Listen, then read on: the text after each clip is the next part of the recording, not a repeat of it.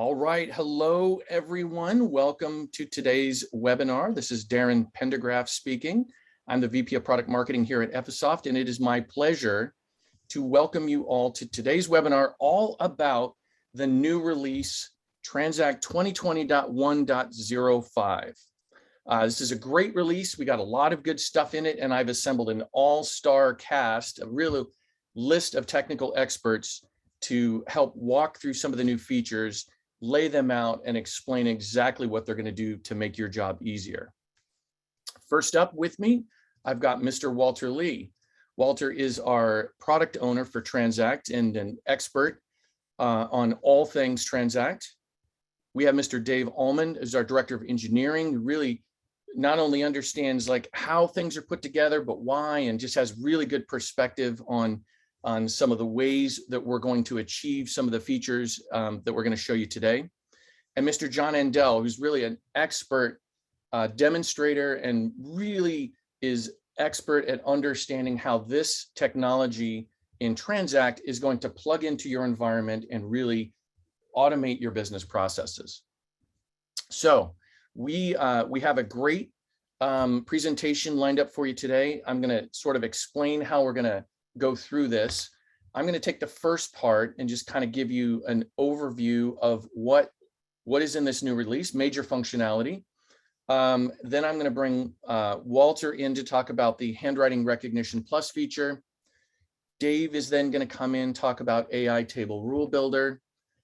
John is then going to come in. We're going to leave a lot of time for demos. John has some live demonstrations he's going to do for us using some document types that you've probably seen in your day-to-day jobs. And then we promise to leave some time for questions at the end. However, I do want the audience to interact with us by chatting in your questions. Use the Q&A tab in Zoom, type your questions in. If we see them as we're going along and they're sort of appropriate to what we're doing, we'll try to answer them. But rest assured, we're going to save some time at the end and make sure we get all your questions answered. If you've got specific detailed questions, or if you need a lot more information, we'll be sure to follow up with you via email and get you the information you need. So let's get started. Let's do it.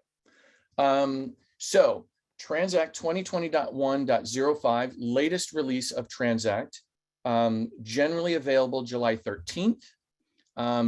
Hopefully most of you saw the press release, so you've got a little bit of a teaser of what's in this release. The press release went out July 20th. It announced these new features. It announced some of the accuracy and performance that we're getting out of these new features, which I think you're going to find is really interesting.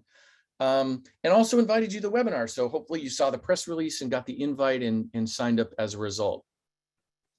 Now, we've got both existing customers and potential prospects, as well as some partners on the call today. We have a great audience. And so with that in mind, I wanted to just point out that we do have some additional resources. So if you're an existing customer and you're familiar with Transact and you've kind of seen how Transact works and you see how these new features fit in, you're gonna feel right at home and you're gonna get it right away. But if you're a prospect or someone who has less familiarity with the product, I just wanted to point out that we do have some demo videos on our website. The Transact product page on ephesoft.com has been updated. John has recorded some short videos. I think they're like 5 to 7 minute videos. So if what you see today is interesting and you think it's going to really help you in your job and you want more details, I'm going to encourage you to go out to our website, dig in a little bit, maybe grab those videos or share those video links with your colleagues if that makes sense for your particular situation. Now, the last point I wanted to make is we are planning a .06 release somewhere towards the end of the year. We don't have an exact release date for you just yet. Before the end of the year is the best information I'm getting. And there will be another set of features. So you'll be seeing another launch webinar and some additional attention towards the end of the year. Okay, so that's this release, a little bit of a tease about the next one. Let's talk about what's in this release.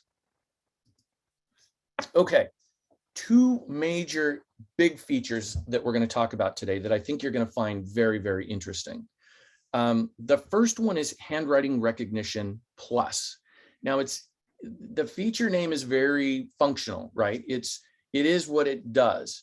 One of the things that we're finding that people are really surprised about in this release is how well we're now able to identify, process, and extract handwritten data from business documents. So Ephesoft has always been good at pulling out printed text. That's a no-brainer. That's pretty easy.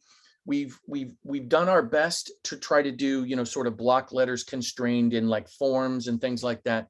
But you're going to see in Handwriting Recognition Plus, when Walter goes through it, a whole new level of accuracy from just really terrible handwriting. Like we kind of joke internally, but we looked at some of the handwriting. It's even tough for me to read. You wouldn't expect the system to be able to do it. And it does it with, and you see here, I'm using 88% character recognition accuracy in testing, right? So that's best case, but it gives you a feeling for how good we think this can be, right? It's not 10%, it's not 50%. It's actually in the high 80s. Walter will walk you through it, show you some testing examples, and then John's got some documents I think you'll get a kick out of, because some of them are pretty standard. You're gonna like them, and you're gonna say, yeah, that looks pretty much like my typical workload. And then there's some real zingers in there that are just would be really difficult for anybody to read. AI Table Rule Builder is the second set of functionality. I think you're going to find that this is going to be a big productivity enhancer. The way Transact works is we use machine learning to recognize document types, and then we work with our customers to identify, once we've recognized the document, what data they want to extract off of the document. It could be everything. You could say, yeah, I want all the data on this invoice. Or you could say, look, in order to process invoices, I need line item, I need quantity, I need the vendor ID, I just need a few things. Well, the AI Table Rule Builder is a new feature in Transact that will allow pretty much anyone, without writing any code, to identify areas of a table with line items and be able to use the system to automatically build the extraction rules. It's really cool. We think it's going to be a huge productivity booster, and I think you're really going to like it. We've got Dave here to talk about how it works, and then John's going to actually show you how it works in practice. The last thing that I'll do is I'll touch a little bit on bug fixes. With every release, you're going to have major new functionality. We're also going to be addressing some issues. I'm not going to deep dive into that, but I do want to let you know that there are some internal sort of quality of life improvements that we made, in addition to addressing some issues that we've had in support. So like with all releases, you're going to have new stuff, but you're also going to have some fixes. All right, enough from me. Let's dive into it. And so I'd like to invite Mr. Walter Lee to take over now and walk us through Handwriting Recognition Plus. So Walter, over to you. Thanks, Aaron, for the intro. Yeah, we have some really exciting things with handwriting and what we've done with that. And John has some really great examples coming later in this webinar. But just to give you an overview, for 2021, our team has been focusing on a premium handwriting extraction solution, and we're really excited to bring this to the market. So let's go over the what, why, how, and whom we developed this for. So first, the what. We've always been hearing with new opportunities that customers need a better solution for extracting handwritten data. While document capture automation has mostly concentrated around documents with machine print, recent advances in machine learning OCR algorithms has expanded that demand for identifying handwritten portions of a document. And we're seeing this regularly with new opportunities over and over again across industries. So our team has been exploring the best-in-class technologies for handwriting extraction, and we actually selected Google Cloud Vision to be part of our technology stack, specifically for our Cloud Hyperextender product. And it has, like Darren was saying, it has 10 times better extraction accuracy than conventional OCR engines. And some of the first and leading handwriting solutions that came to market, they force users to send snippets for a specific field to a handwriting OCR engine. And as you can imagine, this could be very costly with forms with a lot of handwritten data on them. And so where each call to the handwriting OCR engine could otherwise be a multiplier of several fields, we instead have an approach where we're doing handwriting across whole page of an image, so that you're only getting charged once instead of several times. So I think that's a big win on our part for this product. Cloud Hyperextender, they solve this by also allowing much quicker performance versus a snippet-based approach. Because we're doing it at the HOCR stage, you're getting much flexible usage with it, with the various extraction techniques that we utilize, from KV extraction to paragraph extraction to cross-sectional extraction and whatnot. And because it's Google, it has great scalability potential for multiple languages. And so that's something we really wanted to make sure we had in this. Next slide, please. Now, let's go over how we're integrating Google Cloud Vision and quickly go over how our premium cloud hyperextender service works with our Transact product. But before I do so, let me distinguish between our two cloud offerings in general. So we offer two cloud solutions as a product. First we offer Transact Cloud, and that's a product where we host Transact on our infrastructure, and we give you Transact as a service. And the second cloud product offering we have is Cloud Hyperextender, and that's where the Handwriting Recognition Plus is.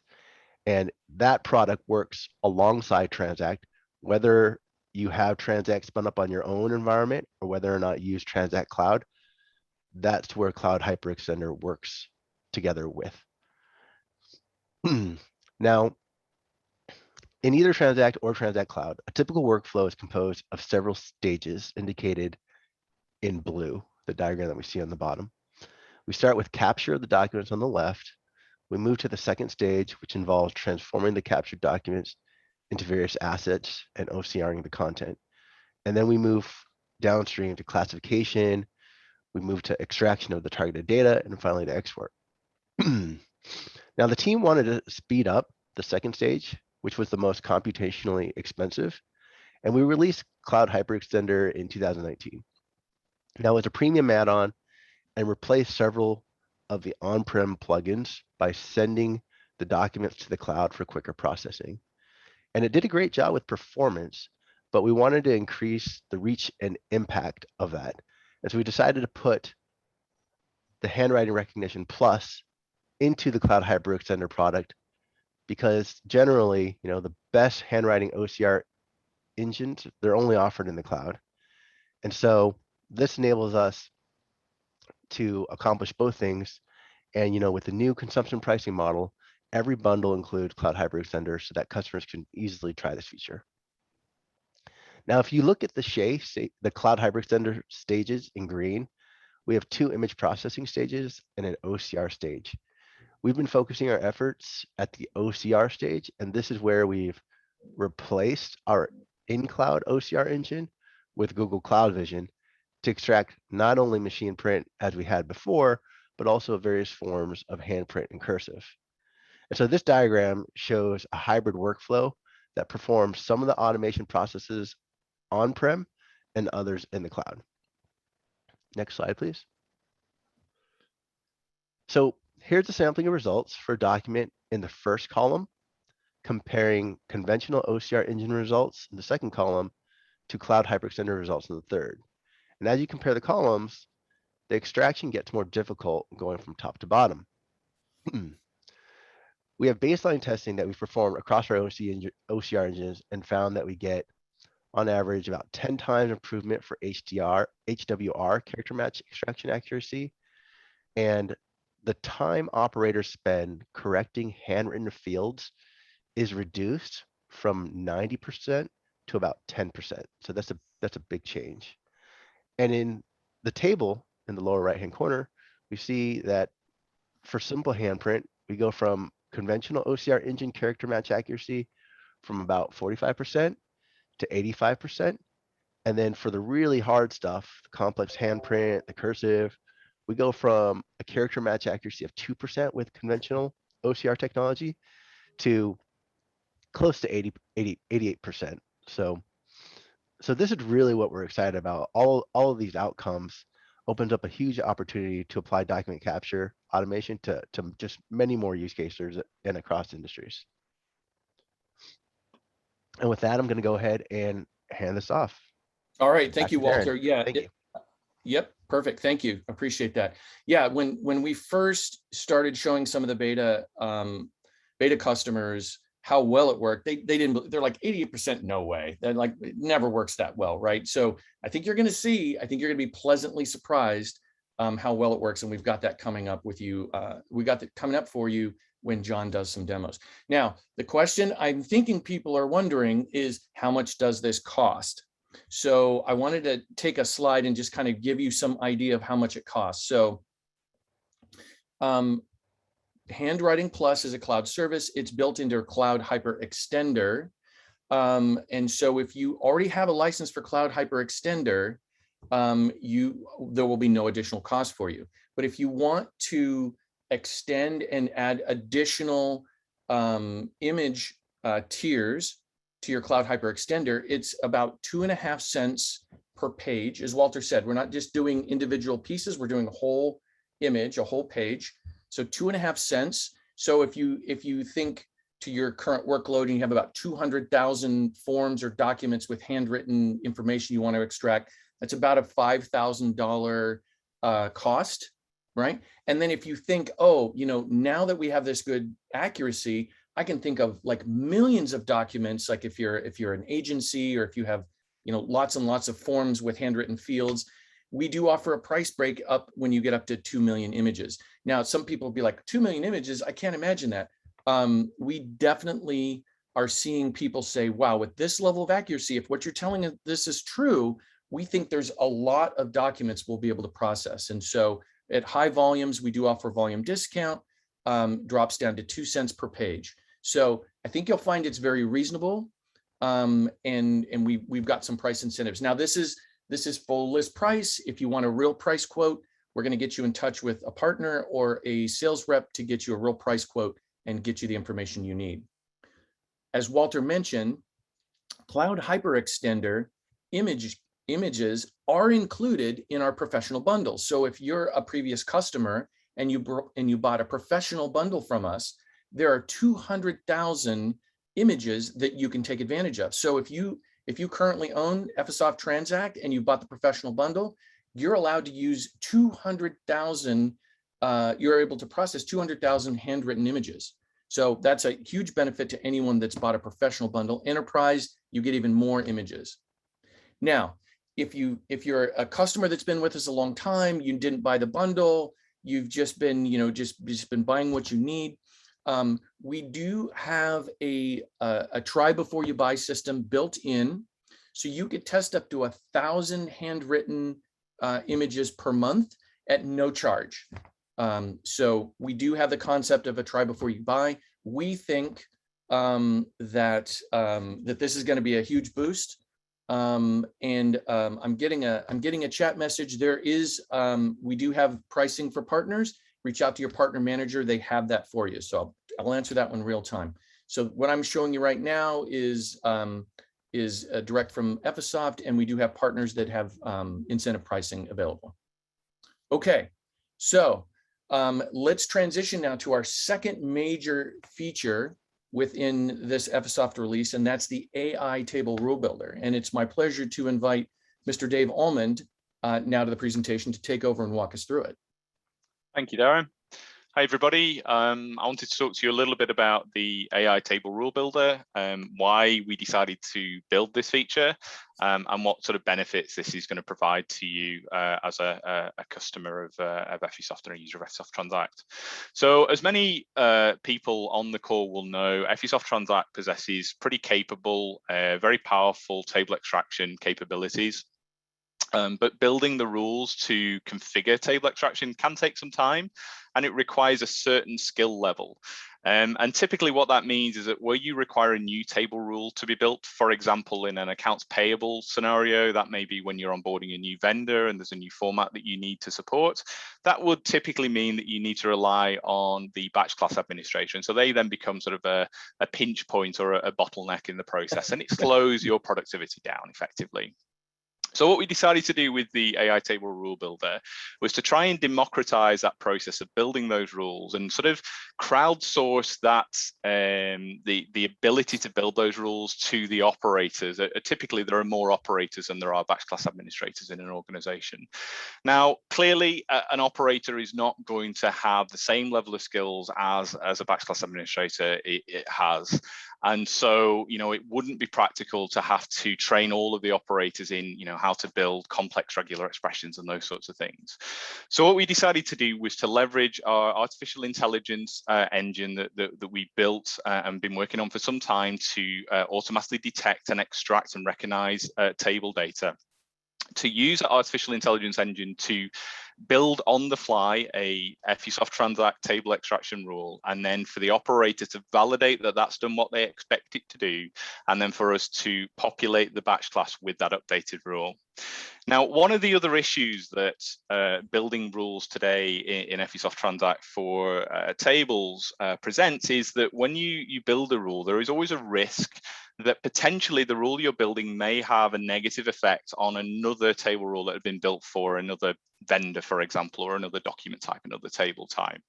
And so the other thing that we looked at when we were sort of looking to build this was how we get around that challenge, how we reduce that regression effort through testing and reduce that, particularly as we're now looking to bring operators into the mix and have them help build these rules. We didn't want the operators to inadvertently cause problems for those other vendors.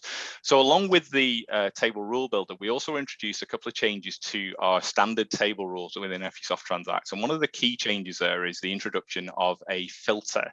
And so we now offer the ability with 2020.1.05, the ability to provide a filter against a table rule and have that filter only fire a rule based on a value in a field. So that may be, again, in an accounts payable use case, that may be a vendor ID or a vendor zip code or something along those lines, and that would then indicate to Ephesoft Transact that it should only consider that rule for execution. So a couple of things to note about the table rule builder. As well as trying to solve these problems, we also wanted to sort of look to the future, and we wanted to move towards this concept of being a more sort of, if something is going to be of interest to you, if you're going to want to make use of this, then you're going to be interested in having it. So rather than giving everybody this by default, we decided to try and build this in a sort of a componentized, take a componentized approach to this. And what that means is that if you would like the table rule builder, then you can go and take it. And if you don't want it, then you don't have to have it. It's your choice. That also allows us to be able to more rapidly develop and improve the table rule builder without having to wait for another major release for Ephesoft Transact. And so our intention is that we're going to release this, and we've just released this with 2020.1.05. We're going to be monitoring for feedback from the field, and we're going to be looking for that early feedback. And our intention is to take some of that feedback and plow it back into the table rule builder and release sort of more frequent updates. Along those lines, it's also worth bearing in mind that this initial release we have heavily tested around fairly simple table structures, and we have taken a single use case to focus our testing so that we could get this out as quickly as possible and allow our customers to get the benefits as early as possible. And so we took a use case of accounts payable, and so a lot of our testing has been around invoices. That doesn't mean that it won't work for other document types. Indeed, a table is a table, but all of our testing has been heavily focused around invoices. And so what we're saying with this initial release is that our recommendation is that if you are processing invoices and you've got a use case with tables, then heavily think about this. And if you're thinking about other document types with tables, then it might work for you, but you might want to do a little bit more internal testing, and certainly until we get a few more releases down the road. Okay, so that's a little bit of the sort of, what the problem was, how we sort of approached trying to solve that problem. On the next slide, what I'm going to talk to you about are the sort of 4 modes that we've included in this table rule builder. So the first mode that we have is the mode that we expect to be the most commonly used mode, and we're calling that the automatic mode.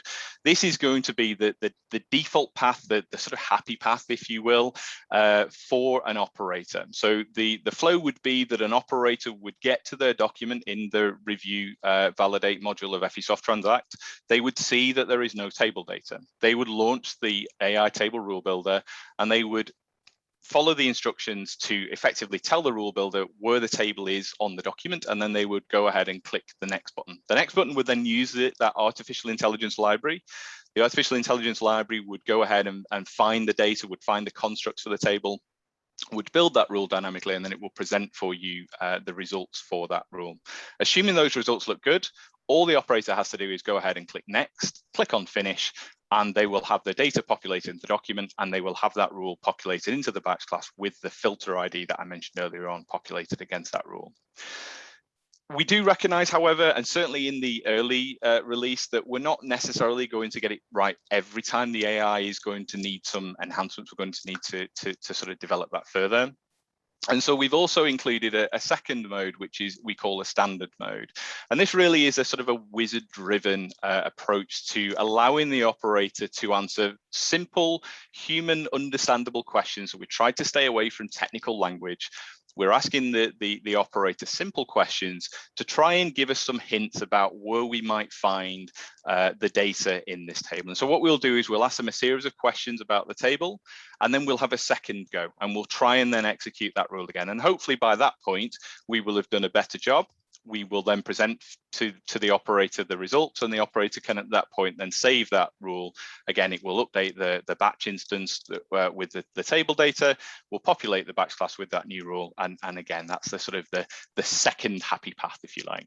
And then if for some reason we still are not able to get it right, perhaps there are serious OCR quality issues with the document, maybe it's been trampled underfoot before it was scanned in or something like that, then we also recognize that we didn't want to put the operator through that process and then have them have to go and manually type that data in anyway.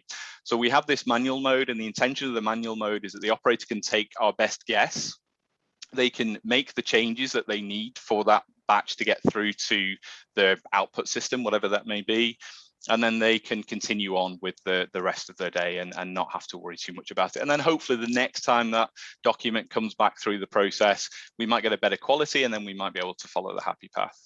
And then lastly, the final mode that I want to talk to you about that we've included is, although the primary purpose of building this rule was about democratizing this process and empowering the operators, we also wanted to add some added value for those power users and those batch class administrators that are out there too. And so we've included an advanced mode. The advanced mode allows you to still use your traditional regular expression, but to do that in a much more rapid way than you can do today with the existing Transact interface. So the existing Transact interface is still there. It still provides all of the power that it did before for those advanced, more complex tables and complex use cases. We're not changing that. We're not taking that away. We've added a few features in there, but we're not taking that away. But for those more straightforward tables and for where you want to rapidly build tables very, very quickly when you're building a batch class or amending that batch class, then we've included this advanced mode, and that will keep those sort of power users happy too. And that's just a very quick overview in terms of what we built and what it is. Fantastic, Dave. Thank you so much. And as Dave mentioned, John's going to have a demo. We're going to walk you through it. But I think the first time you see it, there's a lot going on. So I asked Dave to kind of lay it out for you. So you can see we're going to do our best guess, but then there's other modes you can shift into based on your skill level. So Dave, thank you so much for that. I appreciate that. Appreciate you walking us through it. Okay, so here's some good news, right? How much does this feature cost? No additional charge. This is built into the latest release of Transact. Everyone with the Transact license gets the benefit of AI Table Rule Builder. We have internally argued a little bit about how much faster it is to set up an invoice with a table and extract and build the rules for extraction. I put you can do it in 1/4 of the time, but you're going to see John do it live. He's going to, in just some demonstrations we've had for customers and prospects, setting up an invoice can take, an experienced administrator, 20 minutes, maybe 15 minutes if you're really good. You're going to see John do it in like 3 or 4, right? So it really dramatically reduces the amount of time spent, not because it's difficult, but because if you have a lot of values you want to take out of a table, you have to set up rules for each of those values. And with AI Table Rule Builder, it's going to get most of it right. You may just have to do a little fine tuning to make it do exactly what you want because of the variability in some of these documents. We believe this is going to be a great value for our customers. We also believe this is going to be a great value for our partners who are delivering services, setting up invoices. We believe they're going to be able to deliver a lot more value in a lot less time. I did want to remind everyone that although the initial release is sort of focused on invoices, we've seen some really good results on tables in other documents, but really, as Dave said, the focus was on invoice tables and line item extraction specifically, but we would encourage you to have a look in your environment with your documents. And if you'd like our assistance, we'd be happy to set up some time to do a demonstration for you. Okay, so I'm going to sort of wrap up with just one slide. Bear with me. Don't check out just yet. One slide on bug fixes. I did want to mention this. There were a lot of internal enhancements done to the product, a lot of important updates and performance tuning that we've done to how we handle the input and the outputs from various services inside Transact. Some security updates, which I know we're all very focused on, and over 30 bug fixes, open tickets that we've addressed from customers' reports, but lots and lots of internal improvements we're not going to handle here, but I just wanted to give you the idea, though, that lots of input and output improvements and some security updates as well. Okay, so at this point, my favorite part of the presentation today, not to take anything away from Walter and Dave, but I think seeing it for yourself in action is probably the best way to kind of understand some of these bits of functionality. So John, I'm going to pause my share right here, and I'm going to turn the presentation over to you to give us a look at some of these features in action. Awesome. Thank you. Excellent. Great. Thanks, Darren. So yeah, let's jump right in. I'm excited as well. It's always nice kind of seeing some slides, but there's nothing like the real thing. So I've got some batches prepped. So we're going to jump right into handwriting. And then, so I've got a few different document types, a variety of really different handwritten forms that you're going to see. And we'll step through each of these just so you can get a sense of what we're really facing and what the results look like. So this is, consider this an account change form, and I'll kind of tab through the fields. So obviously some of the same concepts and principles that you're used to within the Transact validation screen apply. When you tab into a field, of course, we're going to highlight where that's being pulled from the document on the right-hand side. But you can see here that the results are excellent with this form. We don't really have any issues. There's one extra space in this email, which we could use our format conversion just to get rid of that if we needed to. This, we're doing a signature check as well. A big area that I've struggled with in the past is trying to grab the signature date from a document. It's been pretty easy to determine if it's been signed historically, but trying to grab that date has always been a little bit of a challenge. And now you can see that one was nailed. And then I like to include this notes box. This is just sort of a free form field.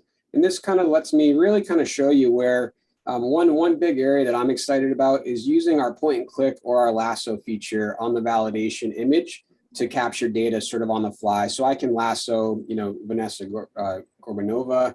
I can click on the date down here, phone number, again, entire street addresses, words, etc. So it makes it really nice. Even if a value was missed or you're needing to do some manual indexing, again, it's as easy as point and click on this image on handwritten data. So that's our first example. Here we've got a kind of a closing package for some construction projects. Going after these header items up here, again, really no issues here. Everything was picked up. And a big kind of area that I've noticed as well is that previously we've had some issues when handwritten text overlaps your line system on a document because we're doing line removal as part of the image preprocessing. And oftentimes you'll lose those pixels in the characters, and that really kind of throws off the results. But in this case, I've done a lot of testing with handwritten data that's sort of intersected the line systems without any issues of accuracy. And here you can see that pretty well. So I've also put the second tab of just, again, some blank fields just to reiterate sort of what that manual indexing can look like now. And so again, if we're looking at trying to grab these, I can just very easily blow through this indexing process just by clicking and lassoing different elements of the document right here. So again, 5 fields in about 5 seconds, and we're done. That's just another example. So we'll jump to this pick list. So this is an example where, again, we got the date correct, the pack date, and then our packed by, our name was flagged for a lower confidence value here. And what I like to do is I like to zoom in and sort of just show this in a little bit larger detail. So, the system picked this up as Dammy. Obviously, if we're looking at a name, then we can make the correlation. Probably not the guy's name, right, John? Right. Yeah, probably Danny. But if you kind of look at the M's and Jimmy, and then what I would assume would be N's and Danny, you can also see how the system, most likely thought these were M's. So it's hard to even argue that that was an incorrect extraction there. But again, just want to point that out. And then again, our notes field here. So something like this sort of free-form text that was added at some point later on after the document was created. Again, we can just lasso entire chunks. And this is skewed pretty heavily, but we can deskew and then grab whatever is behind that lassoed area. And then you can see the results right here. All right, let's jump to our delivery note. So this is sort of a proof of receipt. So again, going after the code number right up here, always handwritten, not an issue. And then something that was neat, again, kind of lassoing different areas of the text, but I've been playing around with stamps quite a bit as well. And so this has been an area where in the past we've sort of struggled with trying to grab information from a stamp. Again, another skewed example, and obviously only 2 letters here, but now we can also, really go after data that might exist in a stamp, whether that's maybe a date and time from a stamp or an address or a company name. Yeah, John, so the business case there, like someone manually stamped a receipt, like on a shipping form or something else, like there's like a rubber stamp is kind of what you're saying. Is that correct? Exactly. Yep. Okay. Yep, that's right. All right, so jumping down, patient admissions form, again, we're all very familiar with documents like this. Going to any type of new doctor, you're filling out all this information. Again, no issues here, even with sort of smaller boxes, but everything was picked up. Again, just to click on a few areas, point and click on something like an email address. I can grab, Kelly Gallagher, phone number, Dr. Rose, shoulder pain, even Zyrtec, allergies, etc. So, one thing that I didn't even talk about really is that, this is not just handprint. We can go after any type of text on the page. So you can, again, use our point and click and our lasso capability on anything that you see on the image now. And then this is mine and Darren's favorite one. Oh yeah, like to save the best for last. I can't keep my mouth shut because, John, I sometimes accuse you of using easy examples, but I don't think anyone in the audience today would say this would be an easy one, right? Yeah, absolutely. So this was a very poor quality invoice to start with. This was what I believe one of those, the invoice, the 3-layer kind of tear sheets where you've got, like, this is probably the pink copy underneath a couple of the main ones. Regardless, pretty poor handwriting on top of the poor quality. So what I like to do is just try to kind of capture, these 2 different paragraphs. And, obviously this is sort of an outlier, and this is showing the kind of an extreme case of what we can really handle or go after, but I'll kind of just leave the results up on the screen to speak for themselves. It's not perfect, but there's even words in here that I struggle to make out what they actually are. So, I think generally speaking, it's pretty impressive what this really can do. So. Yeah, John, there's shaded areas on this form. It looks to me like 2 different kinds of handwriting. There's smudges. I think we kind of cracked up, but this looks like maybe a mechanic went out and did a service call and filled this out, right? So there's like grease smudges. So just generally a poor document, but the reality is that's how some of these business processes run, right? Like you said, like as a tear sheet. So somebody had to fill something out based on, current live event or something, tore off a sheet, left it with a customer, and then submitted the rest to their accounting department. I'll also point out, John, that you said, it didn't get every word, but as you can see with the red squiggles, we do recognize if it's, not a real word, and we are pointing those out. So there is some added, capability there to just flag some of those words that we know aren't real words, right? But I think, as you said, even you and I struggle to actually read some of this exactly. It's just, it's messy. The handwriting's a little bit sloppy, but if a customer has a requirement, I think it does a pretty good job. Absolutely. Yeah. And then, around handwriting, the last thing that I want to just add is that I think what's extremely nice is that this is all incorporated into our KV extraction setup screen. So if you're familiar with how you set up extraction rules, nothing changes. So if you need to go after handwritten data, you don't need to learn anything new. Again, it's just setting up KV extractions. You can still apply regular expressions to really isolate, those data elements that you're looking to grab. So it makes a very kind of slipstreamed addition to our product offering. All right, great. That's handwriting. So let's jump back to our batch list and let's look at some invoices. So for this one, I'm going to kind of use that scenario that Dave outlined, where let's just imagine this is a new vendor. So first time that we're getting invoices from CDW. They've already been populated in our vendor database. So we've been able to match sort of the vendor information, as you can see in these blue fields here. Our header fields that we've already defined for other vendors, that worked perfectly. We got all of the header information, as you can see here. We're not too worried about that today. Really, what we're here to look at is the table builder and the line item detail. So just to show you again, obviously we don't have any results yet for the CDW invoices. I won't step through all of them, but all of these are blank when it comes to our tables. So to really show you what this AI table rule builder looks like, I'm going to go ahead and launch this. And you saw the screenshot from Dave, but now we're going to really step through this process. So here's where you just select what table do you want to apply. In this case, we only have one for line items, but if you did have multiple tables defined for your document, you can select which one you want to apply this to. Then it's as easy as just taking this green box, this overlay, resizing it, and then hitting next. And this is doing that automatic mode that Dave mentioned. So this is sort of that first pass. And you can see the results here. So quantity was 12. It got our description. It actually kind of split our description into two lines here, our unit price and then extended price. So if you wanted to, you could go ahead and just hit next, and that would save this rule, and you would be done. That's sort of that's Dave's happy path. That's the best case, right, John? So that's if it's a simple invoice, it goes through, there's no adjustments you need to make, everything matches. Yep. And it could be that quick. So, just a matter of, 10 seconds to capture it and you're off and running. But John, I want to hold you this, right? You can't always have simple examples, right? So if it doesn't match, then you need to go step into one of these additional modes. Exactly. So I'm going to walk through standard mode. Darren, you mentioned 3 to 4 minutes. I challenge you that I can beat that. I'm thinking probably less than 2 minutes. I was trying to give you an easy out, John. So anyone in the audience wants to time John and chat in his time, John, no pressure now. No pressure at all.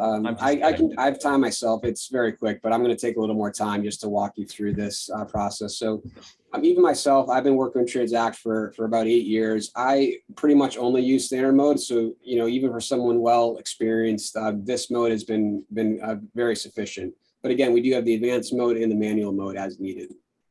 So we'll step through this. And as Dave pointed out, really the goal here is to just present the operator with some questions, nothing technical, really just things like you're going to see here. So I'll walk you through this process. Do we have a header row? The table builder will try to intuitively kind of answer the questions for the operator. And then in this case, yes, it does have a header row, obviously. And then it also puts that green overlay along that header row automatically. So nothing they have to do here other than click next. Preceding text, think of this as maybe like a start trigger for the table, just so the software can understand sort of where the table begins. You don't need this. Again, the table builder did not find anything that it thinks would be useful to use as preceding text, so we'll just leave it as no. That's completely fine. Trailing text, think of this conversely as like a stop pattern. So this is kind of the indication that you can stop. The table kind of ends here. And so the AI table rule builder did find an example of that, already put the overlay in the appropriate area. Again, selected yes for us, so we can just hit next.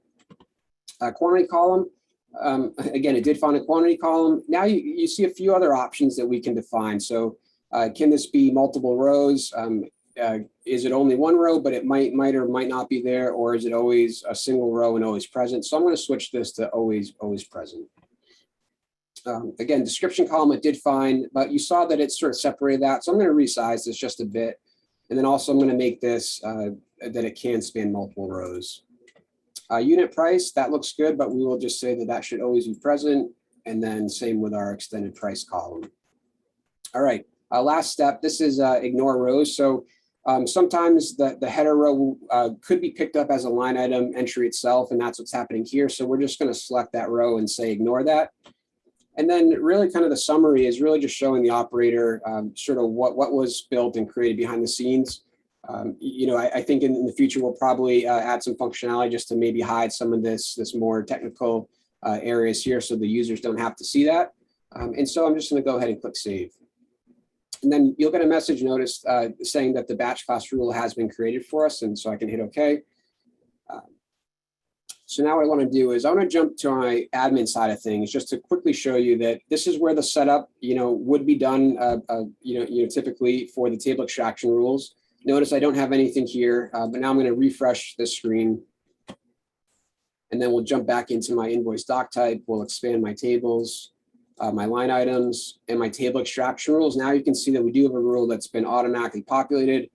What's really cool and at least exciting for me is the concept of the filter IDs that Dave mentioned. So notice that we have the filter ID already populated. So this, you probably didn't catch it. Actually, I can jump back over here, but notice the vendor number right here. So this was pulled and now linked automatically. So the end users don't have to do anything to associate this with CDW. So now any CDW invoices coming in will automatically use this rule that's been created. So sort of the last step to bring it all together, what I'm going to do is I'm going to restart that set of invoices. I'm going to run it through extraction one more time, which should only take a second. And so, John, what you're doing is you set up the rule on invoice number 1, but now you're rerunning all the invoices back through that rule. Is that correct? That's correct. Yep. Okay. And as I showed previously, we didn't have any results for our table. Now, obviously, this is the one that we use for the AI table rule builder. So we do expect results here. That looks good, but I'll quickly step through these. So this one was a little bit different. This one had, 3 lines basically, but multi-line descriptions, which you can see when I click into these, nailed every one of these. And you didn't model that second invoice, use the first invoice and it's applying the rules and it's correctly getting them all. That's right. Yep. Okay. So even something like this, where you've got, over a dozen sort of entries for your description, but again, one typically, essentially one line item that was all picked up properly as well. And then our last one here. So again, just want to show that, just by training the system on one pretty standard CDW table, we're able to handle even a different variety of table layouts from CDW. John, that was fantastic. Really nicely done. I want to report to the audience that you set up the table rule in 2 minutes. So I don't want to brag, but John is pretty good at this. And you can see that an experienced operator like John with this wizard approach can set up an invoice in 2 minutes and be able to process all 4 invoices within the span of, 5 or 6, right? Is about how long you took for the whole demo. So really nice job, John. Thanks, Darren. And then, sorry, just the last thing I also want to mention is that, the concept of the filter ID that we're showing here, that's not only utilized through the table builder. If you're creating table extraction rules, if you're an admin, you can still use this, and you can sort of tie different fields to the filter ID, even if you are an admin building out extraction rules yourself. So just wanted to clarify that point. Perfect. Yeah, and that's going to be important if you want to restrict the rules that you're building to just certain vendor type or vendor IDs, right? So definitely important, as you were saying earlier, to not disrupt any other extraction rule sets that you've already built. So this would be specific to that new CDW set that you just demoed. Yeah, excellent and then also, job. And just to add on to that, Darren, so you can still build sort of generic rules that will handle multiple vendors, multiple variations. And then you can have it sort of only run rules that are linked to the filter ID and then have more generic rules that apply to everything else. And then furthermore, you can even have multiple rules with the same filter ID, and those will be run. And then the one with the highest confidence score will be the one that ultimately wins. So a few different ways to really leverage all of our existing table extraction rules with this new filter ID as well. Fantastic. Fantastic. Thank you for that. Appreciate the demo. All right, ladies and gentlemen, we now have some time. As I promised at the top of the call, we have about 10 minutes left. I've got some questions already kind of queued up. I would encourage you to chat your questions into the Q&A tab.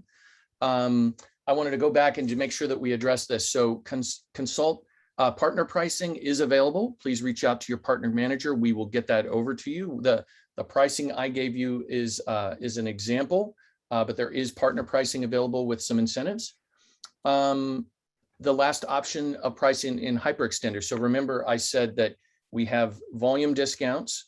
We have some handwriting capability built into our packages if you bought a package from us. But if you just own Transact, was the last option available for customers who have a permanent license for Transact on-prem? Yes, that is correct. But remember, handwriting is a cloud service, so we just need to make sure that you understand that Transact on-prem is eligible to add cloud hyperextender and therefore handwriting. And so that's how we do it. Okay, guys, there's another question. John, I want you to kind of take this one. Do you have sandboxes for prospects to trial Transact and cloud hyperextender? We do, absolutely. Yep. So we can spin up an instance within our cloud. And so I'd say reach out to sales@ephesoft.com and we can get you started there. Perfect. Okay. Okay, I'm really happy to see this. And so we won't go into too much detail, but I actually had a chatted question that said, what would the price be for 150 million images? And it looks like it's a document form use case. I will absolutely 100% get you over to our sales team, and there are absolutely 100% volume discounts available at that level if that's the scale you're looking at. And we do have existing large government customers doing various projects at that scale. So I know you have some specific questions in there. We'll definitely get you over to the sales team. I'll make sure that we have a follow-up for that. John or Walter, how easy to configure fixed forms to be used like for handwriting extraction, OCR, ICR? Who wants to take that one? So Darren, I can take that. So yeah, I think the question is really kind of asking, they've got some forms with OMR, so checkboxes, but also, maybe signatures and then handwriting. So our platform has always supported OMR and checkboxes. That's still the case today. You can set that up within the UI itself. So you can still build out OMR extraction. And then again, using our regular KB extraction rule setup, you can now handle the handwriting data extraction as well. Very easy. Perfect. One of our hawk-eyed customers or audience members today noticed that I think, John, maybe one of the social security numbers incorrectly missed a 7 or something like that. So I think the point here is, we're not promising 100% accuracy, but I don't know if you or Walter want to address kind of like could there an individual number be wrong, and how would we catch that, or what would we do in that case? Sure. Yeah. I don't actually think I had any SSNs being captured today, but I'll have to go back and double check. But of course, it's never going to be 100% perfect. So if the system, was wrong for whatever case, the users can have the chance to go in, kind of correct that as needed. So we do still offer validation rules that you can put in place to make sure that a data value does adhere to a specific format or to a pattern that you're expecting it to. And then again, that'll be flagged in the validation stream for a user to step in and then correct that. Yeah, it's potentially the questioner was noting that maybe we got 6 of 7 characters or something like that. But John, your point is good that we can set up additional validation rules so that if we extract it and don't get the entire field, you can apply some logic there to say this, we suspect that this is low confidence, or we may need an operator. Is that correct? That's correct. Yep. Okay. John, I think this one's for you. Do we have examples of extraction where the handwritten data is not neatly contained within a box or a form and it crosses form lines? I think you touched on this, John, but you want to go back and address this one again? Sure. Yeah. So this is an area where I've been doing a lot of testing and seeing very promising results. I have a ton of samples, again, obviously just showing kind of a subset today on the demo.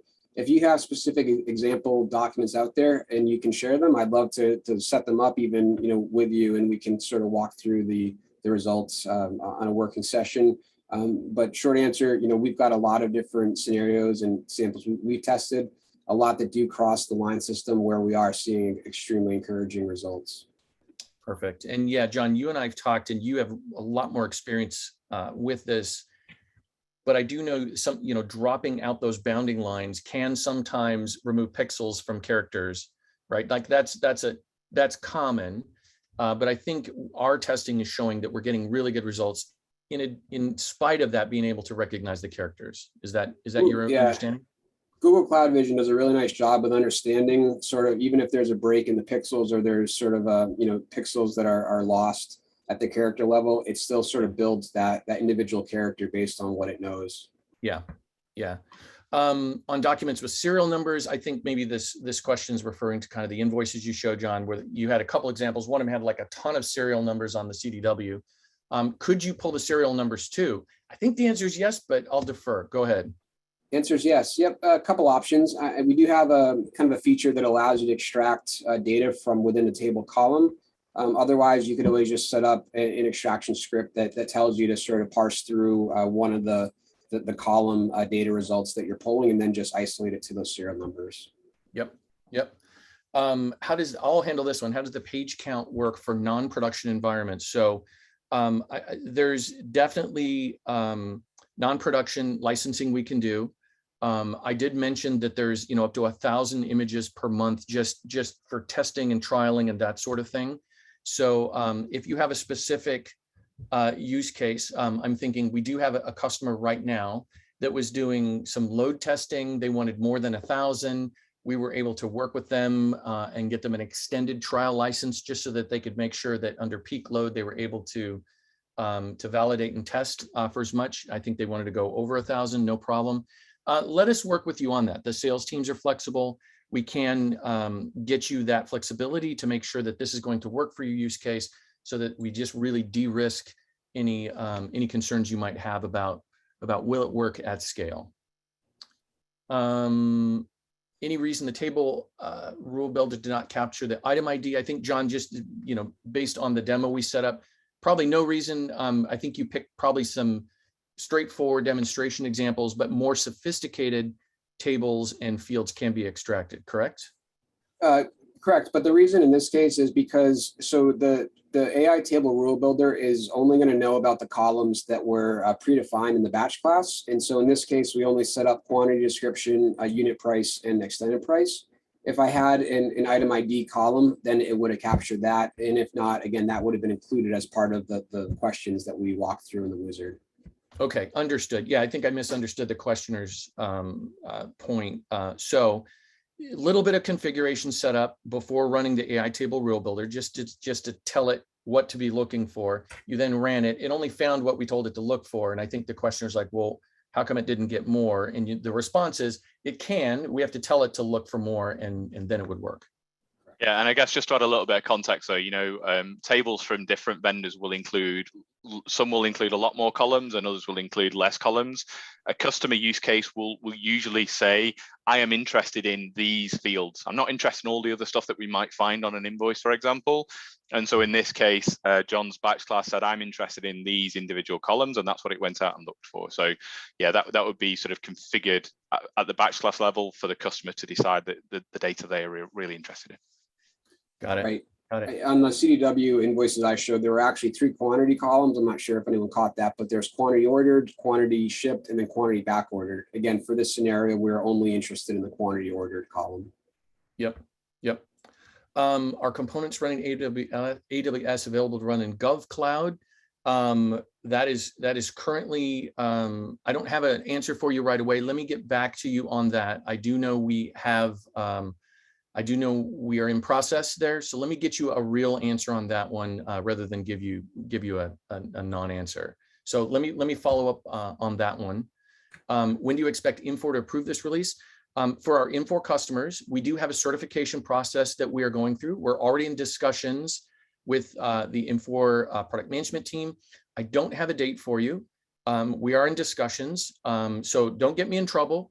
Let us work through the process because we want to make sure that everything is 100% approved and certified to work in Infor environments as we've been in the past. So we're currently working through that. I don't have a delivery date for you just yet. So apologies on that, but it is in process. There's a question, maybe Dave, maybe you can handle this one. Is the functionality that we demonstrated in the UI available programmatically either via SDK or APIs for automation? Yeah, so we have a suite of RESTful APIs that are available with Transact for a whole range of different features that you might want to use. We have with the AI table rule builder, we have included some additional APIs into that suite of APIs. Clearly, it wouldn't make sense for us to include all of them because a lot of this is targeted at sort of making it nice and user-friendly for the operators. But there are some additional APIs in there. And if you are interested in those, you can find those in our Swagger documentation, or if you want us to send you more information on that, then I'm sure we can get that across to you.